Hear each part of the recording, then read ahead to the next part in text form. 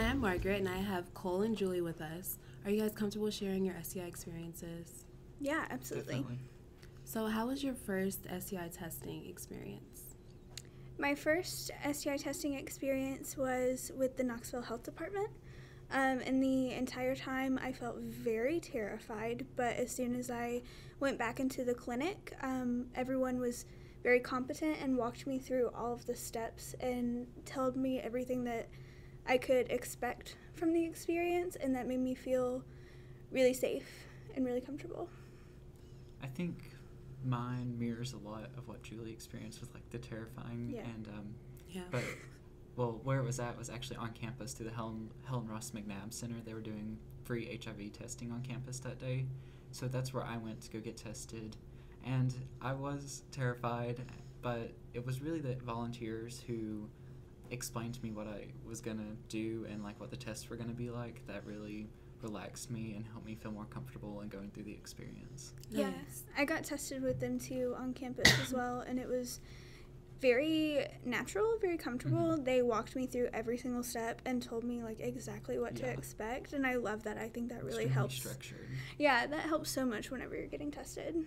So comfortability is a big deal. What other places can you recommend people get tested and it's comfortable in a safe atmosphere? I also really like Planned Parenthood, of Okay. course.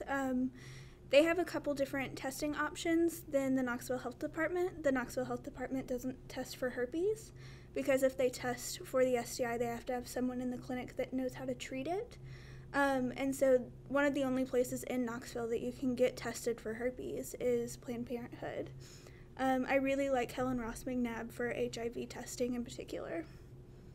I've only been through the Helen Ross McNabb Center, but the people I know often they mention Planned Parenthood as a positive place to go and get their testing done. Yeah, it's great. So now knowing your STI status, how do you share that with partners, current and past? Whenever I am about to hook up with someone new, I always start the conversation asking about when was the last time you got tested, what's your STI status currently, have you had any risky encounters in the past few weeks? I think that's a really important question that often gets skipped over. And just to make it a little more comfortable, I always provide those answers first so that I let my partners know that, it's okay to share this information with me. And if there ever is, a positive STI testing, I call all of my recent partners. And it's not a big deal. You just have this conversation of, hey, I tested positive for this. It's literally just a pill. It's no big deal. If you want to get tested, I'll go with you. When are you free?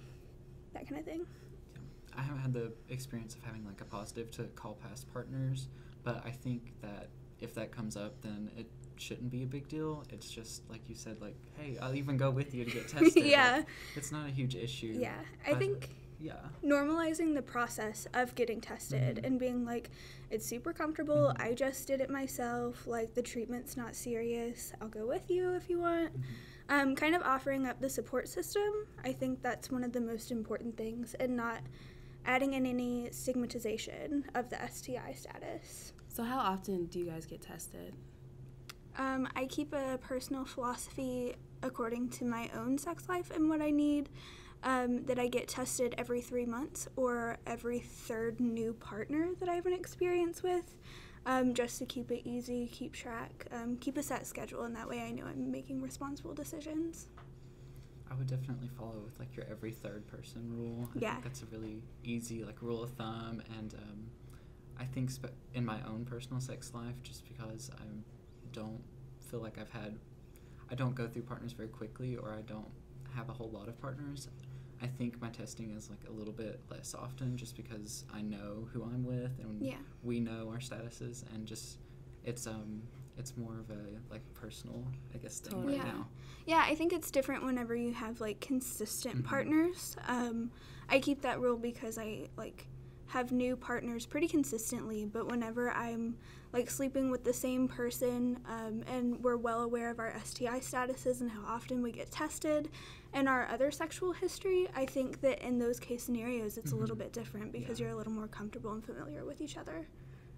So when you do go get tested, what exactly procedures do you go through? So if you go to the Knoxville Health Department, you will go to the clinic, sit down, fill out some paperwork, and you'll be given a number. They don't attach your name to anything, and they keep any file, any information with your name on it in a locked drawer. And then they call you by your number back, and they ask you to pee in a cup. It's not that serious. And then they take a few vials of blood, and then you'll go back to a room with one nurse, and she'll ask you a couple questions. She'll ask you about your sexual practices, your sexual history.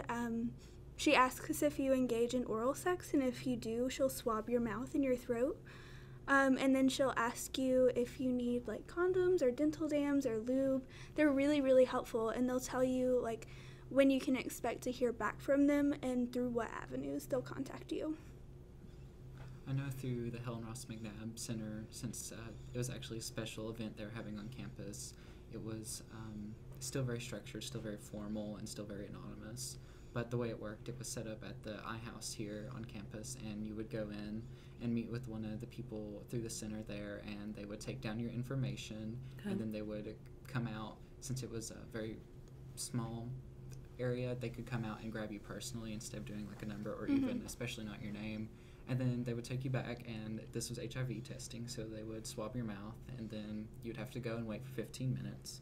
And once your results were ready, they would take you upstairs with a nurse who would explain what your results were to you and what to expect and what you needed to do.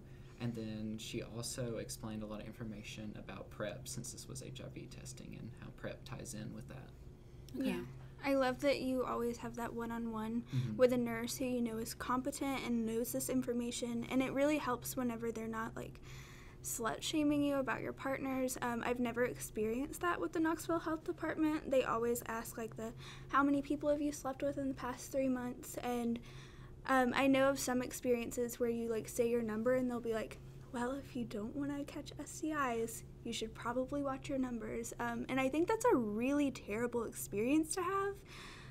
I think it really helps whenever you know that the people you're going to are very accepting and very non-judgmental, and they understand what you're going through. So it's essential to be truthful when you're talking to these nurses. Absolutely. It doesn't help anyone to lie. You're not helping yourself out. And testing is painless. And yeah. Thanks for sharing, Julie. Thank you, Cole.